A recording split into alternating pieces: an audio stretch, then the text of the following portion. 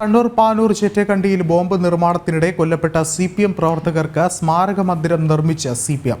സ്മാരക മന്ദിരത്തിന്റെ ഉദ്ഘാടനം CPM സംസ്ഥാന സെക്രട്ടറി MV ഗോവിന്ദൻ മെയ് 22-ന് നിർവഹിക്കും. സ്ഫോടനത്തിന് പിന്നാലെ കൊല്ലപ്പെട്ട പ്രവർത്തകരെ CPM തള്ളിപ്പറഞ്ഞിരുന്നു. ശ്രീജിത്ത് ചേരുന്നുണ്ട് കണ്ണൂരിൽ നിന്ന്. ശ്രീജിത്ത്, എന്താണ് ഏറ്റവും പുതിയ വിവരങ്ങൾ? 2015 ജൂൺ 6-നാണ് പാനൂരിലെ ചെറ്റക്കണ്ടിയിൽ ബോംബ് നിർമ്മാണത്തിനിടെയുണ്ടായ സ്ഫോടനത്തിൽ 2 CPM പ്രവർത്തകർ കൊല്ലപ്പെടുകയും 4 പേർക്ക് പരിക്കേൽക്കുകയും ചെയ്തിരുന്നു.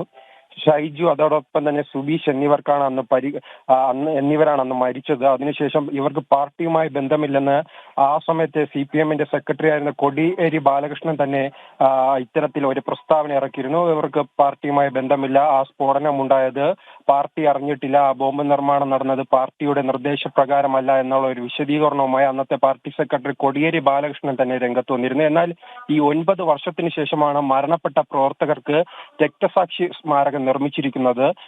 ഈ സ്മാരകത്തിന്റെ ഉദ്ഘാടനം മെയ് 22-ന് CPM സംസ്ഥാന വ്യക്തമാണ്. ശ്രീജിത്താണ് വിശദമായ റിപ്പോർട്ടുകൾ പങ്കുവച്ചത്.